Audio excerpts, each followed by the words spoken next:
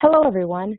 This is Kristen Huber, and on behalf of NetSfere and 451 Research, which is now part of S&P Global Market Intelligence, I'd like to welcome you and say thank you for attending today's webcast titled Enabling a Distributed Workforce with Secure Encrypted Communications. Leading off today's discussion will be Raul Castanon-Martin, who is Senior Analyst at 451 Research.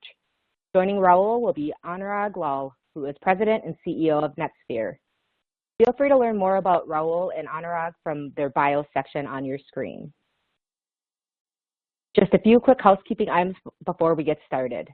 To ask a question, simply type it in the question box. We'll get to as many as we can during the Q&A session. The presentation slides are available for download in the resources section in the console.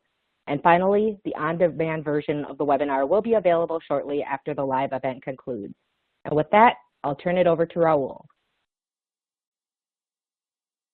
Thank you, Kristen. Good morning, everyone, and thank you for joining us. Let me just quickly go over the agenda and the different topics that we want to cover today. We will center the discussion on the role that secure encrypted communications play for enabling a distributed workforce. This is a topic that has been top of mind this year. And it is also a topic that we have been looking at for a little while, so we want to share our experience with you and how we see this influencing the evolution of enterprise communications. So for this purpose, we want to share with you key data points from several Voice of the Enterprise surveys. They include our macroeconomic outlook, corporate IT spending. We also have our Information Security Organizational Dynamics survey. And finally, the Digital Pulse Coronavirus Flash survey. This last one is a survey that we have done right now over 3 waves.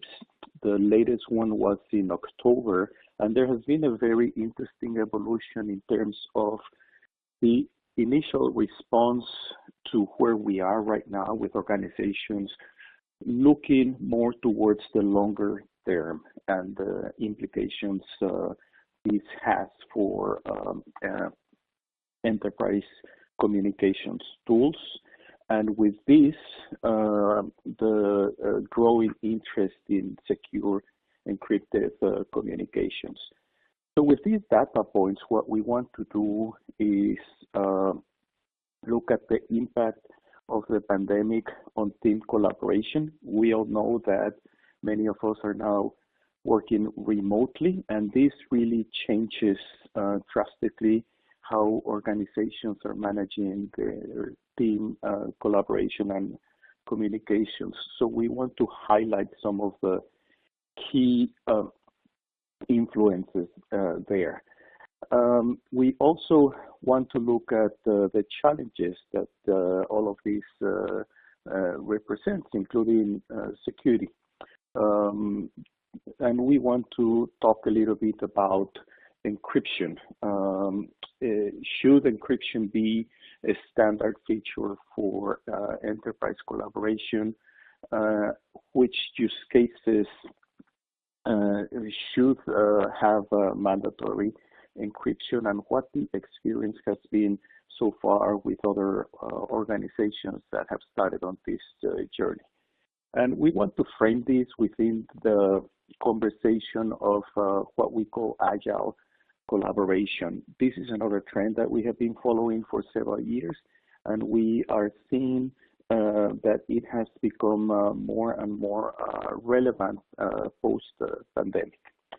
So as Kristen mentioned, joining us today is Anurag. He is the CEO of NetSfere, and he will share his experience helping support organizations enable secure encrypted communications. So with this, let's get started.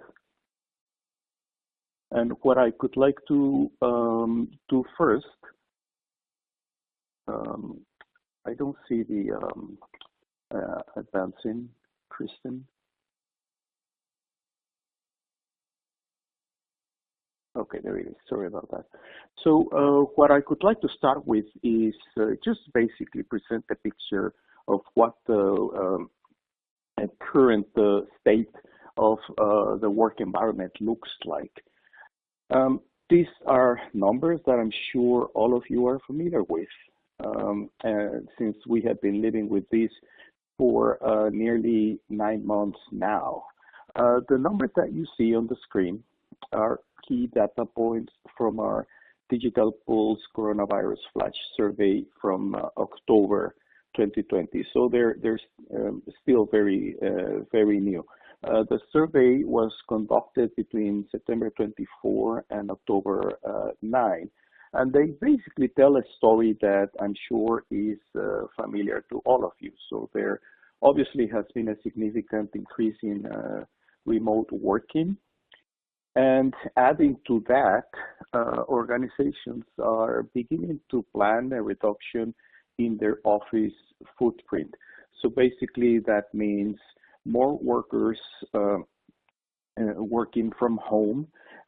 Some organizations are looking to implement a hybrid workplace, meaning you might be in the office a few days a week and stay home other days, alternating. Some employees might be full-time working from home. So we do see that organizations are looking to optimize their budgeting in different ways. One of them is in reducing the office footprint. Now, we have also monitored what their expectation is in terms of supporting a distributed workforce. You can see from the data on the screen that a majority of organizations believe that most of their employees should be able to work effectively remotely. One interesting trend here is that in the very first iteration of the survey, there was uncertainty in terms of how long the situation might last. The most recent iteration shows that organizations are now looking at this in the longer term. So that means they expect all of these altered conditions, meaning working remotely and a reduction in the office footprint, to remain. And given their timeline for planning and their spending cycles, they're already looking to make permanent changes. So this also includes, obviously, their requirements for team collaboration and team communications. Now, one thing to note here is that even though 69% of enterprises believe that a large number of their employees can be effective working remotely, this does not mean that they have solved all the challenges that this will entail. A majority still think that moving forward, supporting a distributed workforce will be a significant or at least a moderate challenge for them, and they are looking for ways in which they can address these challenges. Now, I would like to invite Anurag to share your thoughts in terms of the numbers that we're looking at here. What has been your experience? What are your clients telling you in terms of how they are dealing with the COVID-19 shutdown? Great, Raul. Thanks for that, and thanks for the introduction. I appreciate it. And as you mentioned, NetSfere as an organization has been viscerally focused in delivering robust messaging solutions to the enterprise. We provide platforms that enable agile collaboration, that are fully controllable by the enterprise, and fully encrypted as well. And so the perspective that I'll provide you will be from the standpoint of enterprises enabling their user base, especially during these unprecedented times. Now, organizations enterprises had already started a process of digitization. And as we came into the pandemic, which obviously was unprecedented, most organizations were prepared with some kind of a business continuity plan. And when they executed this plan, they fully realized that remote working was something that had to happen and had to happen quickly. And for that to be able to be effective, they had to enable and deliver the right solutions to their end users so that the end users at the end of the day could be productive. And within those solutions, messaging and collaboration became extremely important. Now, let me give you context on mobile messaging and the importance mobile messaging holds in everybody's lives. And this is based on data that we've seen. Over a period of time, mobile messaging has become the most singularly popular application on an end user's smart device. And the reason it is because mobile messaging itself allows an efficient means of communication in a brief manner that allows end users, especially in this environment where they're remote and they have to be productive and still have to be able to communicate effectively, allows them to, in an agile manner, communicate and get their job done. So mobile messaging continues to be extremely important. We've seen our customers leveraging mobile messaging more and more as a means to communicate. Companies that have taken a strong position around digitization, I believe, are better positioned and better prepared for this phenomena. And we believe the pandemic itself has created a catalyst effect, if you may, on the market, where people have had to accelerate their means to deploy solutions that catered to this space as well. So from our perspective, it has been a busy time for us, but it's also we have seen that companies that were better prepared with the right tools will be better positioned to be effective and remain productive moving forward, Raul. Thank you. And you're making some interesting points there regarding the use of different modes of communications, and I want to get that later. But right now, let me just move on to the next slide because it is a good segue for some of the points that you were making. So one interesting thing about how we see that the pandemic has affected the workplace is that in many ways it is actually accelerating trends that we had already seen pre-pandemic. This includes a wide number of trends, not just related to communications and collaboration.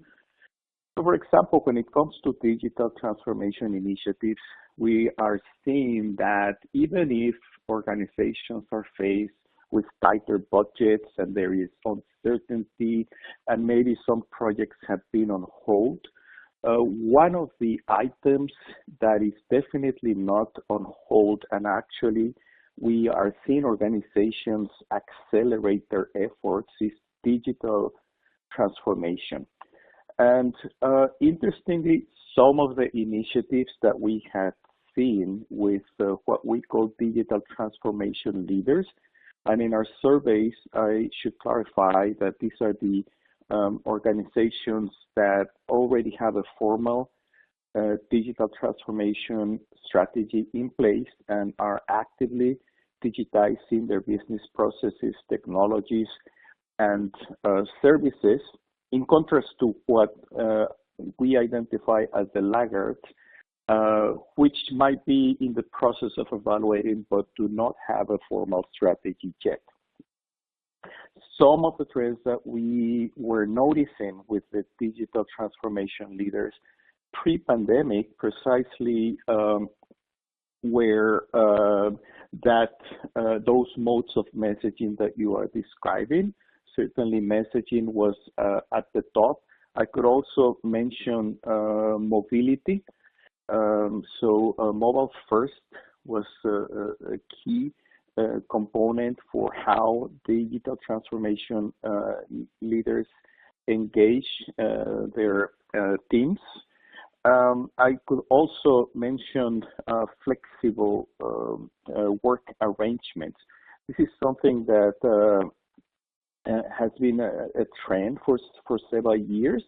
And what's interesting is that even if we saw some of the more forward-looking companies start experimenting with these arrangements, with the pandemic, all of a sudden everyone had to join them and enable remote work for a majority of their workers.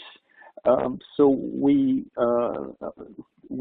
feel that this is influencing and replicating what digital transformation leaders have been doing for several years. And now an adoption that we may have expected to last several years all of a sudden was compressed into a very short period of time due to the conditions that the pandemic has imposed. So, Anurag, in terms of the role that enterprise communications play, what are your thoughts in terms of agile collaboration and agile execution? Yeah, thanks for that, Raul. So like you said, digital transformation of the enterprise had started for some time. And we had seen companies that were leading the effort who had recognized the need and the benefits of digitizing their enterprise. But there were also organizations who had not fully appreciated the benefits of a digital transformation. Now, clearly, the pandemic played a catalyst role in accelerating the efforts of not only the leaders, but of the entire enterprise space, because there was an immediate requirement for these enterprises to work remotely while remaining productive. And during the course of this digitization process that had started some time ago, enterprises had also appreciated the role of mobile messaging as it relates to what we are calling agile collaboration. So let's define agile collaboration for everybody so everybody understands what you're talking about, because this is a fairly new term. Agile collaboration in our context is the ability for an end user or at an enterprise to securely, contextually, and instantaneously collaborate with their peers within their organization and externally in order to be able to be productive and do their job. So this is a new way of communicating and a new way of engaging within the enterprise. Now, that being said, traditional communication platforms and the traditional UC platforms do not necessarily cater to this category of communication, which we are terming agile collaboration. And as I've always said, you know, modern problems cannot be solved by legacy solutions. And I position the UC platforms that were big and heavy to be legacy solutions that resolved a situation at the time that they were popular. But now, in order for agile collaboration to be implemented effectively within an enterprise, there is a need for a new set of solutions that takes into account the way end users want to work, the way they want to engage, and the way they want to communicate with one another. So that is a trend that we are seeing happen directly and impacts us immensely too, because we've seen a exponential increase in customers and users and messaging traffic over our platforms, which kind of validates everything that we've been saying in the past and what we are seeing today, Raul. Thank you. And you're touching again on some topics that I want to expand on in about 2 slides. But right now, I just want to take a couple of those concepts that you are describing. And from my perspective, the bigger picture when it comes to agile collaboration, it's not just reflected in messaging. For example, we also saw, and I'm sure everyone is aware of this, the surging demand for video collaboration just as the pandemic was starting. Interestingly, the role of video in enterprise communications was something that we had been following for some time. And from our perspective, it was still in early stages of adoption, where even though it may have been available widely for most organizations, if you think about the typical unified communications platforms, they always have they tend to have integration to video communication and messaging for that matter. The usage, however, was very low for some enterprises, where we saw mainly the early adopters, that is digital native companies, high-tech companies, and so on, using it regularly. The same goes for messaging. And with this, I could like to look at some of the data points from the study that we did. This was a year ago, together with NetSfere, and just looking at some of the habits of the digital transformation leaders versus the laggards. So we talked about mobility, messaging, flexible work arrangements. Those were some of the trends that we were noticing with the digital transformation leaders. And as we mentioned earlier, this is something that now everyone has adopted. So in the case of this survey, and keep in mind this was pre-pandemic, we were noticing more and more organizations looking to allow flexible work hours or remote work. This was particularly relevant for employees aged 40 to 49, which could be Gen Xers. And this is largely related to the stage of their families, the age of their children. We also noticed that more companies were interested in looking at flexible work arrangements. And as we mentioned, all of a sudden this was mandatory for everyone with the pandemic. Now, the question that comes up here is, well, what kind of technology is the best one to support these work arrangements? So since we have been talking about the digital transformation leaders and trends that were already evident pre-pandemic, I think it's relevant then to look at what were these organizations doing to address their communications challenges, since that's the road they have already traveled, and what can we learn from these organizations. So let me jump to the next slide quickly, and then just share with you from a report that I published, and this was in December 2018, so this was a while ago. But basically what I was trying to understand is what kind of technologies specifically for communications and collaboration were relevant for a distributed work environment. And as we mentioned, now everyone is in a distributed work environment. So there were basically 4 attributes or categories that we identified. So first of all, access from anywhere, anytime. And this basically translates into the virtues of mobile communications and cloud-based collaboration to provide employees with access to business applications, content, regardless of the location, device, or network they choose to use. So obviously this encompasses mobile workers, frontline workers, remote workers, and it's a setting that is what we are living through right now. Now, another attribute that we identify is the need for workflow-defined communications, meaning a tight integration with business workflows and business applications. The way we look at this is communications cannot be isolated from the rest of the organization's business applications, but rather they should be present in a supporting way.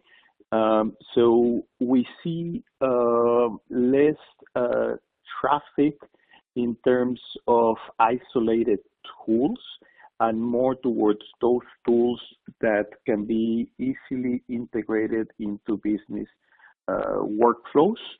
And for many employees, that translates into mobility or mobile first. And we will get into this, we will expand on this in the next slides.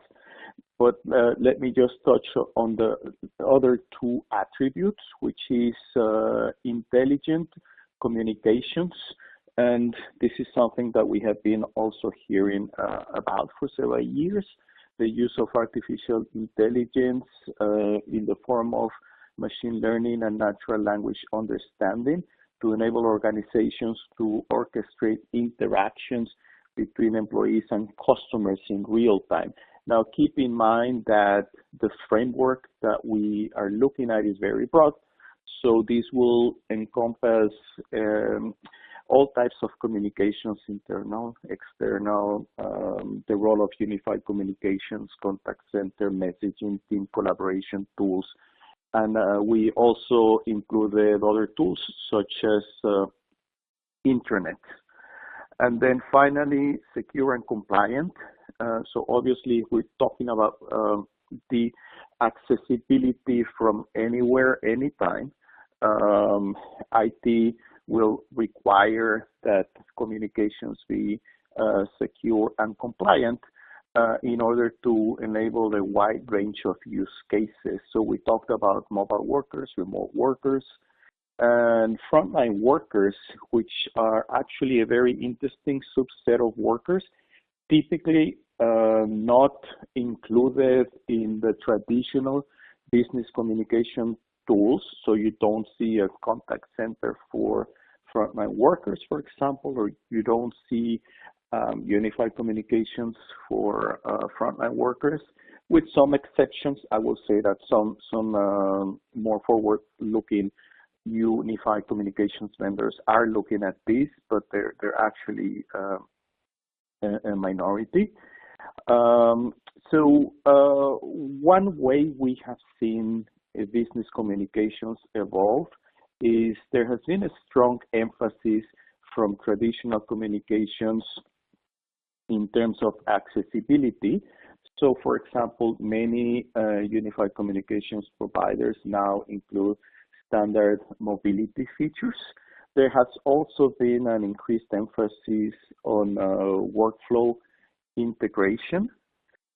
Where we see the opportunity, however, is in the use of AI, which is still evolving in terms of the role that it will play for communications and collaboration.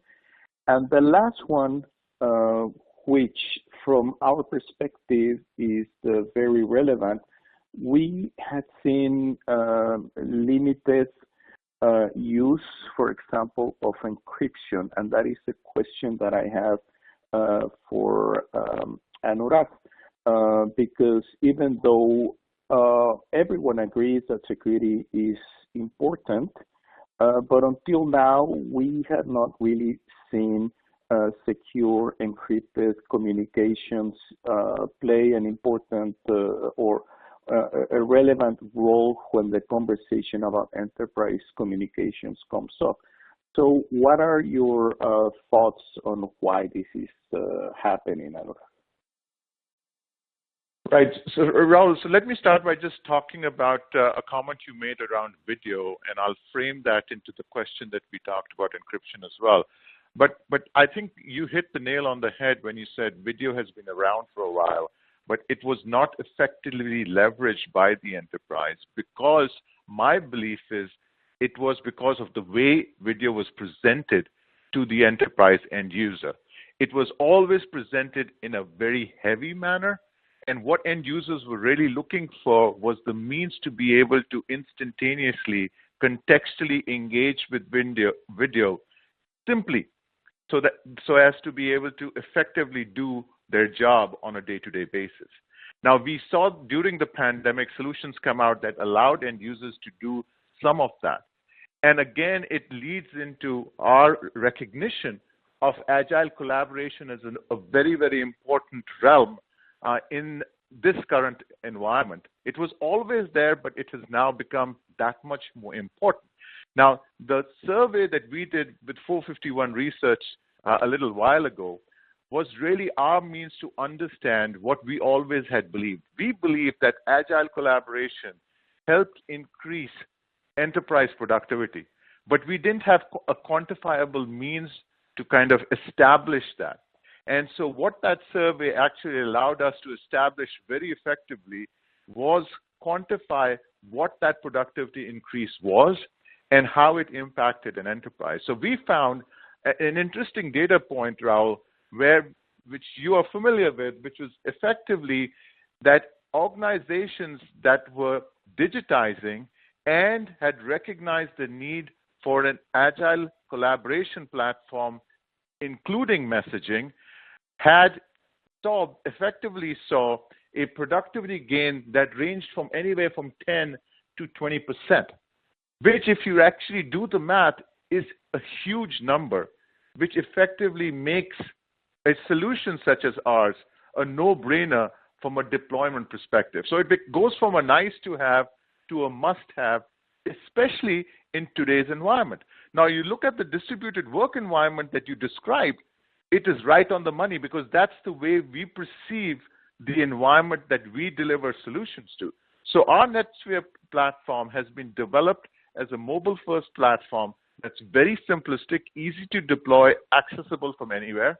It is packaged in a manner to deliver workflow-defined communications, or the ability to communicate in a contextual manner around your workflow. We built in a artificial intelligence, natural language engine into the platform so that the platform becomes that much more effective in their environment. And finally, as you mentioned, security in the context of encryption. We felt encryption was going to be hugely important, and we wanted to make sure encryption across the board at the device level, over the network, and at rest was available as a necessity, so as a standard. It was not something that was turned on or off. It was there regardless. And we gave the keys of that to the enterprise so that there's complete control at all times within the enterprise. So I believe to be an enterprise-grade agile collaboration platform, encryption and security is not optional. It's not something that gets turned on and off. The keys of that encryption have to be within the enterprise, and that's essentially how we deliver our platform as well, Raul. Thank you. So we are expanding on the topic of encryption further on. Right now, let me move on to some other data points to frame that conversation. This is from our Voice of the Customer Corporate IT Spending Survey. And again, these are numbers that I'm sure will not be a surprise for the participants in this webinar. But basically what you see is a dramatic downturn in IT spending when the pandemic hit. Now, especially compared to previous years where there was a steady increase, there was a sudden downturn. This is a survey that was completed in May 2020, but it tracks forward-looking actions on a quarterly basis. So the expectation for this quarter is that there could be a dramatic downturn. Now, what's relevant about this is that there are 10 categories that our survey tracks in enterprise software. There was just one category that was the exception and actually showed an uptick in terms of IT spending, and that is collaboration, communications and collaboration. Now, there are some interesting aspects to this.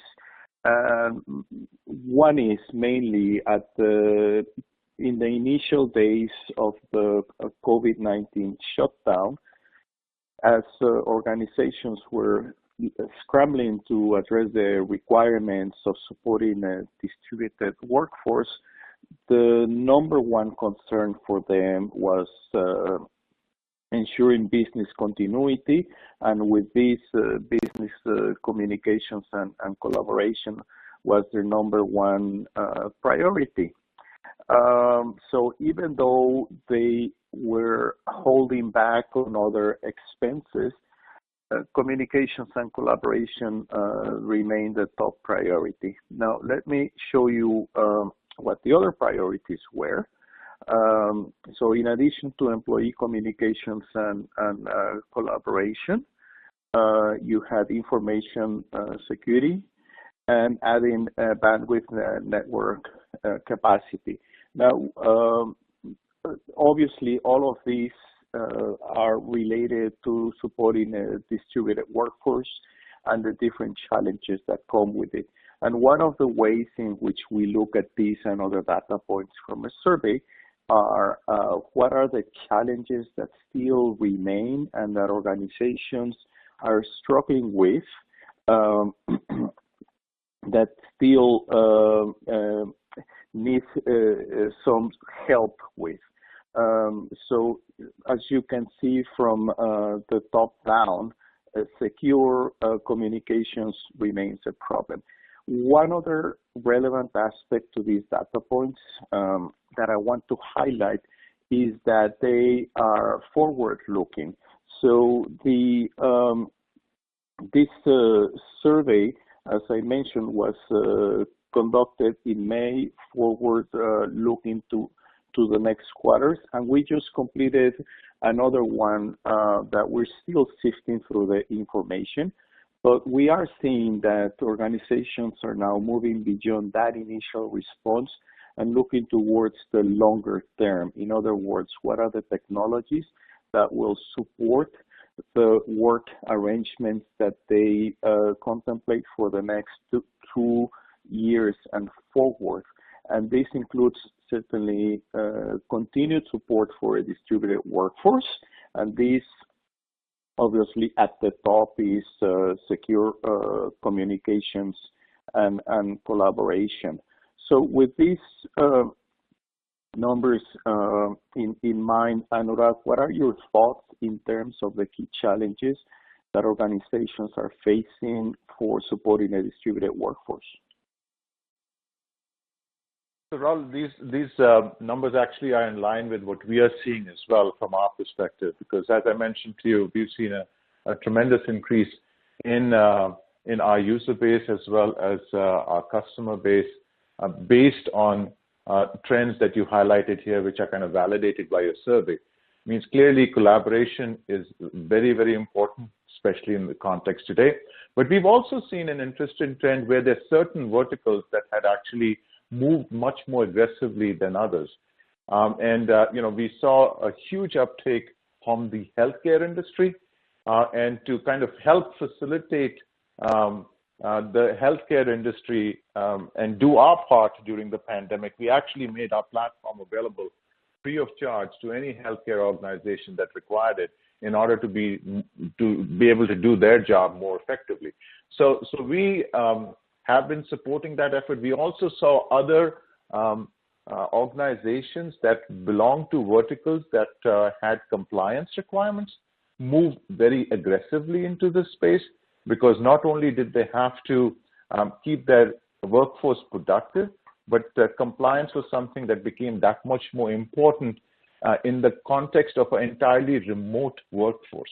So how do you keep them compliant based on message retention or information retention mandates that their verticals had. So finance and legal were also areas that were extremely important to us, and we saw a considerable amount of uptake.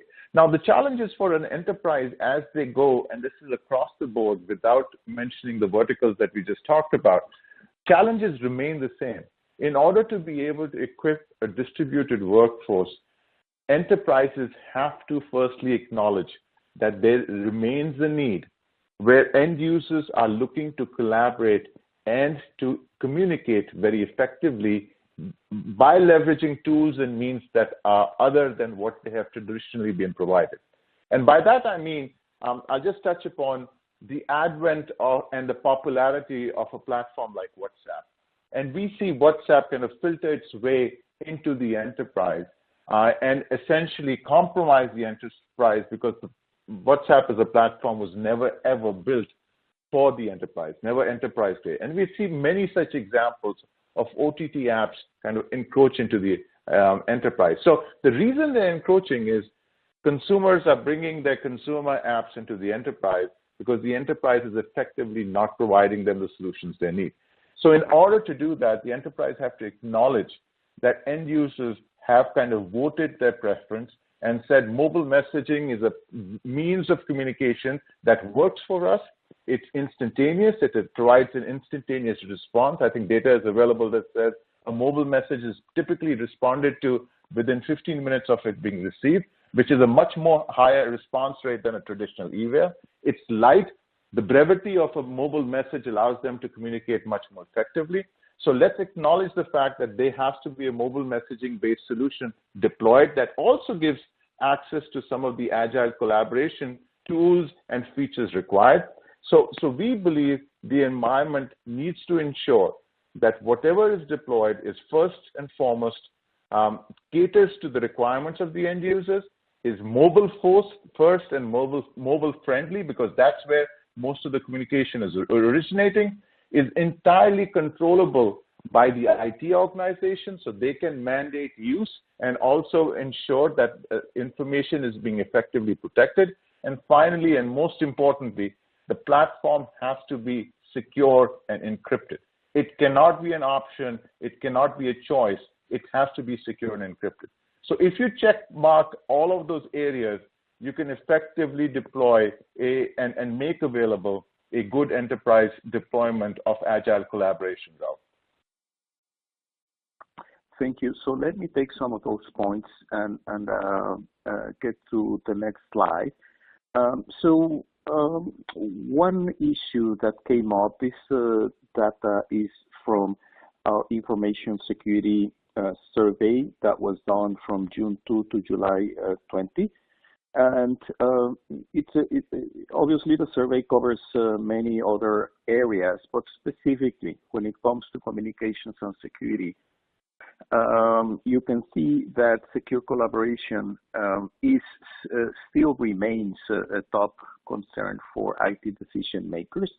And this actually, obviously security was already a concern for them, but it became even more urgent with employees working from home and having to rely on different tools for communication and collaboration. Now, one question that I want to tackle with you is you mentioned healthcare, for example. We saw something similar in the case of in the financial industry with those employees that support high-value accounts and typically are out of an office rather than working remotely. So we definitely see the need for secure collaboration with those employees. But with the broader view, outside of healthcare, finance, and other regulated verticals, why do you think IT should be concerned with encrypted communications for all workers? So in the verticals that you described, finance and healthcare, these are regulated verticals, right? So they have a regulatory mandate to ensure that information is kept secure because they're managing and maintaining information from a range of sources, right? So it's a no-brainer, and the need for secure communications or encrypted communications is recognized. Now, this actually spreads itself across the board because all organizations that are in a business are essentially conducting business remotely, and when conducting business remotely, they have and tend to exchange intellectual information that is proprietary to their organization, whether regulated or not. Now, if that is the case, and they want to make sure that that information is not compromised in today's environment, which is an accelerated cybersecurity risk environment, then they have to ensure that the platform they're using to collaborate and communicate is essentially secure. And the only way we believe it can be secure is through a level of encryption. So this is no longer just the realm of regulated entities. We've also seen the advent of regulations that touch all organizations that maintain some access to end user data, meaning GDPR. Even though GDPR is a European standard, any company based anywhere doing any business of any kind with a European entity will have to ensure that the information that they're sharing and exchanging and storing is encrypted and secure. So this need has gone from being a specialized need for regulated industries that were trying to stay in compliance with their regulatory obligations to something that has become horizontal, Raul, where the need has encroached across the board, where the pandemic has come across as the catalyst in forcing that issue. So where I see the data that you just presented, where the somewhat concerned folks are 52% of the top IT decision makers, I would actually tell them, don't be somewhat concerned, do be very concerned. Because the new normal of working remotely and collaborating remotely makes this an issue that has to be on your front page and has to be addressed right away. Thank you. So that is one issue that I want to expand a little bit with you. So one of the challenges that we see right now in our interactions with enterprises is that right now the landscape for enterprise communications and collaboration is very complex and fragmented. So we see this in different ways. There have been many messaging companies entering the market.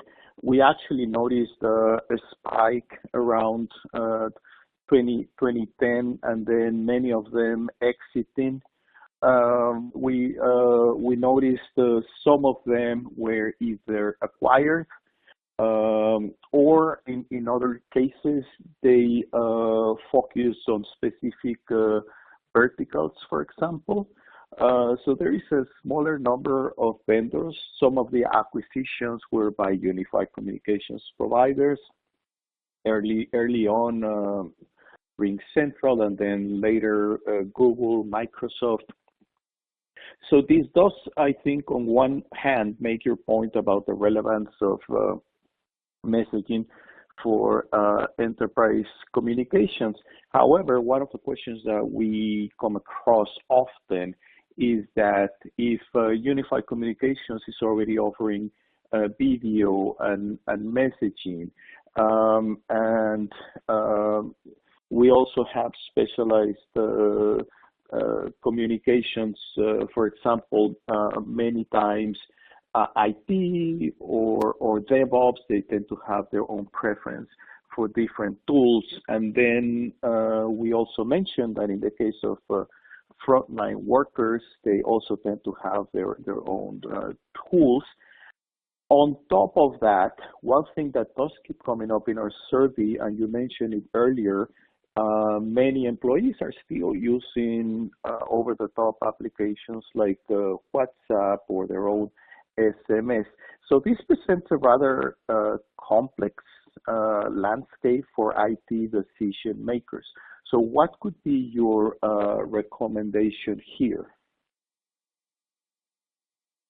So again, I think what you have framed is effectively true. And without commenting on other companies, I will tell you, and you know this, that we at NetSfere have been viscerally focused on developing a messaging-based agile collaboration platform that encompasses within a messaging framework everything from voice, video, to other collaboration capabilities, right? And we've stayed pure to this and true to this purpose right from the start. The reason we're seeing the advent of companies like Microsoft in this space, and Microsoft actually is a relatively newer entrant in this space, and they entered into this space because they recognized the need and also recognized that the market existed, because it was basically a propagation of what we had been saying for some time. So we actually are excited about the fact that we have a lot of these larger companies come into this space and get validation from the market, because it validates not only what we have been saying, but also the space that we belong to. That being said, our approach to the solution is very different. And our approach has always been that we have to deliver a range of capability within the messaging surround. This is the messaging surround that end users have acknowledged because of their usage preference that they have voted towards multiple times, more importantly, by leveraging consumer-based OTT messaging platforms like WhatsApp and others. And if we are not able to provide them with that solution, guess what? Any other heavy UC-based solution that may be focused only on video, does video really well, but does not do other things, forces the users to continue to stay outside of the realm, continue to use consumer-based applications, and effectively continue to compromise the enterprise. So my feedback, or at least counsel to IT decision makers when they are looking at this situation, is firstly recognize the problem. A problem exists, and that messaging problem cannot be solved by a heavy UC-based platform that is expensive, not easy to use, caters to a single vertical capability like video, for instance, but does not provide all the user functionality that the end user required. So recognize the issue and also acknowledge the fact that an enterprise solution has to be deployed. Then once you recognize the solution, then it's easy to take a look at the solutions out there and make an assessment. I would counsel them to take a look and make sure that the solution they look at is firstly mobile first, because that's where end users are originating most, if not all, their communication. Everybody is coming to us from a mobile device. A solution that was built for a PC platform that is trying to port itself over to the mobile environment is not going to go. So mobile first is essential in picking the right solution. Second, it should provide you the contextual, workflow-based means of communicating instantaneously. Check and see if it does that within the realm of messaging, because that is something end users are talking for and asking for considerably. Make sure it has the means to integrate within their workflow to a certain extent, but do that in a secure manner. It has to be extremely secure. We believe it essentially has to be encrypted. Encryption can't be an option. It can't be turned on and off. It has to be there, period. And finally, we believe that whatever platform they pick, it has to be entirely controllable by the IT organization, because that's the only way an enterprise can assure that the mandate they're making for end users to use this platform is in play, and that mandate allows them to protect the enterprise while keeping their end users productive.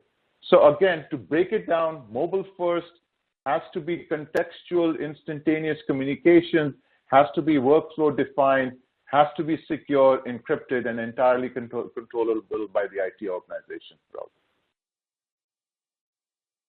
Thank you. That's a really relevant point, and we're getting to the end of the webinar, so let me just make one quick point.